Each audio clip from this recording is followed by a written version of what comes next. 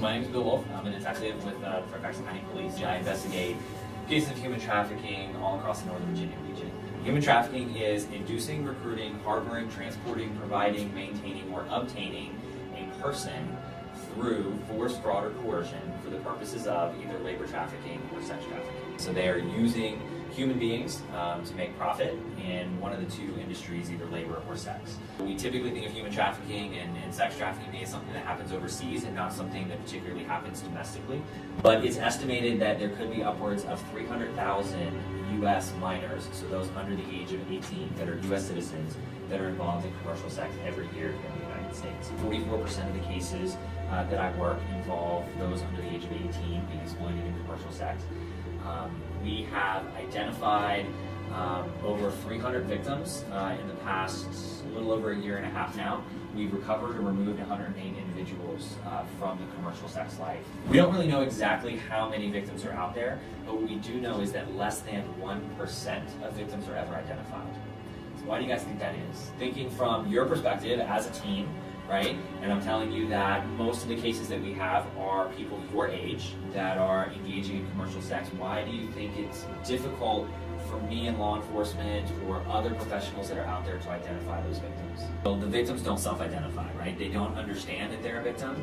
Part of that is because of the way that society looks at it, right? Like, let's assume we weren't having this conversation right now, right? Let's assume we roll back the clock 6 months ago or something like that, and your good friend walks up to you and says, hey, guess what? I'm having sex with random dudes for money. How would you respond to that? Would you be like, oh my gosh, I need to get you help? Or would you be like, you're disgusting, get away from me? Honestly. You'd probably be like, no, I don't want anything to do with you. Like, that's your choice if that's what you're going to do.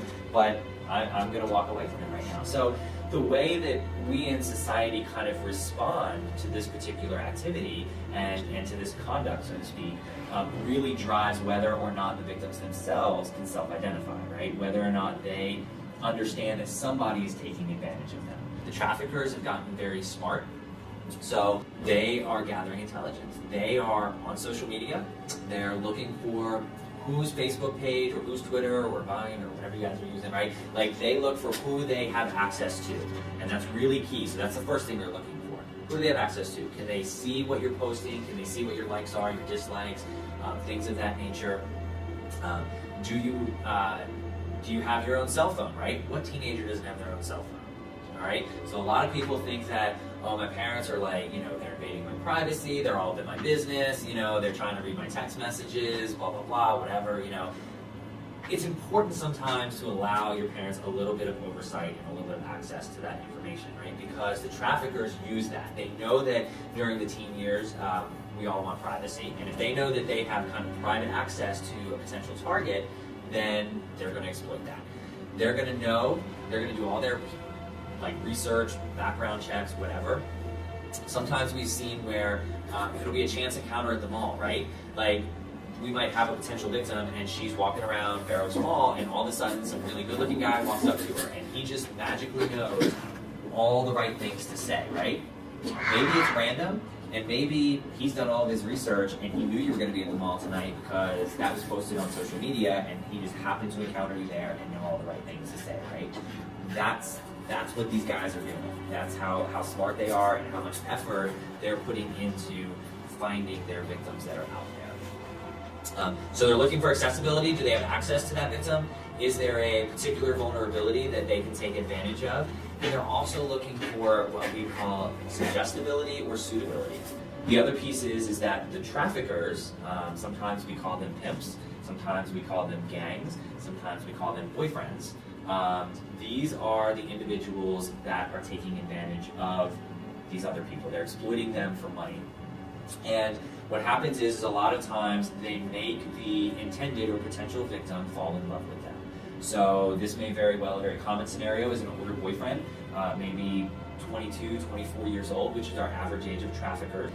Most of the time, they tend to be very attractive young men. They seem to be wearing all the latest fashions, have access to a lot of cash and other things that make people think that they are stable and that they can provide for them. So they trick these individuals, and trick is kind of a strong word, but it really is true.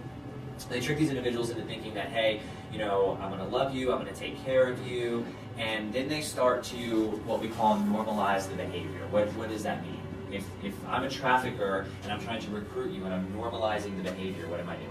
So surrounding them, like in parties and things where other people might be doing it, right? To make them think that it's okay, right? To make them think that, you know what, it's no big deal, everybody else is doing it. So there's a saying among these individuals, why have sex for free when you can have sex for a fee, right? And so that's something that the traffickers use a lot to trick girls. The reality is that these girls do make a lot of money. On average in Northern Virginia, a girl will make about $1,000 a night, right? That's pretty decent money.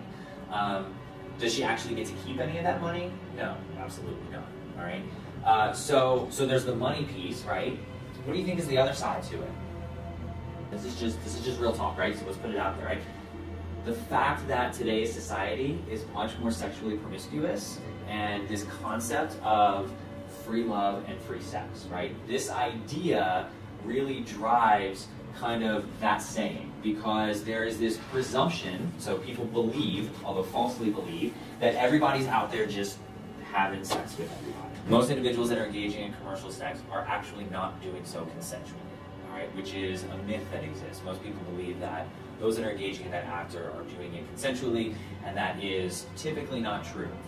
There was a study that was done a couple of years ago that suggested that upwards of 96 to 98% of all individuals that are engaging in commercial sex are not doing it consensually, that they want out of that lifestyle, they just don't know how to get out. As people that are in this life, they call it the life, first of all, right? And they also feel very isolated. They feel like they live in a world that nobody else can understand. And then once they're in, they're in. It's really, really hard for somebody to get out of that situation once they're in. And these people get stuck in that lifestyle over, and it's just a continual cycle until things get so bad that that trafficker decides that they can make more money by taking that person on the road. And then they're going, that's when they actually leave home. What would happen if I took away your cell phone, I took away, if you have a driver's license, I took away your driver's license, I took away all your IDs, right? And I picked you up and I put you in New York City. How are you gonna get home? You're not, right? You're isolated. I don't have to physically restrain you at that point. Like, I don't have to tie you down. I don't have to lock you in a room. You have no idea how to get home. And so that's what the traffickers do. They know at that point that I got you. Who do we call at that point? You know, do they call their parents and say, hey, I got myself in a bad situation. I'm stuck in New York City prostituting. Who's gonna call their parents and say that, right? You know, no. So they really get sucked into that lifestyle. They get isolated, and through that isolation and through the manipulation, that trafficker creates control over that individual. A lot of times we're looking for different stuff, right? We're looking for somebody to abduct somebody off of the street corner, right? Like that we can see as trafficking. If somebody just rolled up in a white van, snatched a teenager off the corner, and then forced them into commercial sex, right? We can see that. But we're not looking for kind of these slow, deliberate processes. And a lot of the victims that get sucked into the life, they don't see it initially either, because they think, this guy really loves me, he really cares about me, we're gonna have a life together, we're doing what we need to do right now. And by the time they realize what's actually going on, they feel silly, right? They feel like, wow, I got myself into this really bad situation, I should have seen it coming, and there's a lot of self-blaming that goes on. So part of our message that we put out there is that it's not your fault, right? It's not, you are in fact a victim. And so we are really trying to change the mentality, the way that we kind of view this crime in general, so that those that are stuck in the life will feel like they do have an out.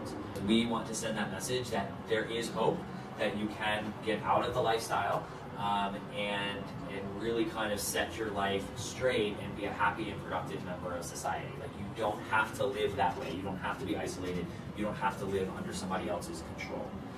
So what's important to understand is that one, the grooming process is very slow and deliberate. It can take weeks, months to groom somebody into the lifestyle. After they get them involved, most likely these victims during the initial stages are going to be living at home. They're going to be going to school every day. And it's usually going to be kind of these key hours in the afternoon when they're actually being exploited. That can go on for, again, weeks, months on end, before the trafficker decides, all right, we're going to pick up and we're going to go somewhere else.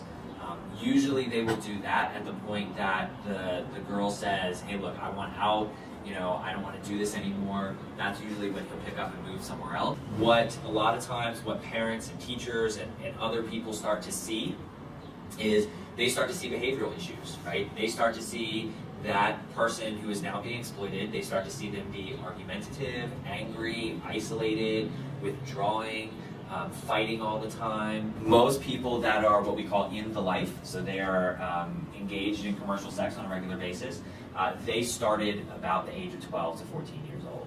So if you enter the life at 13, you're only expected to live to 20, all right? That is the average life expectancy.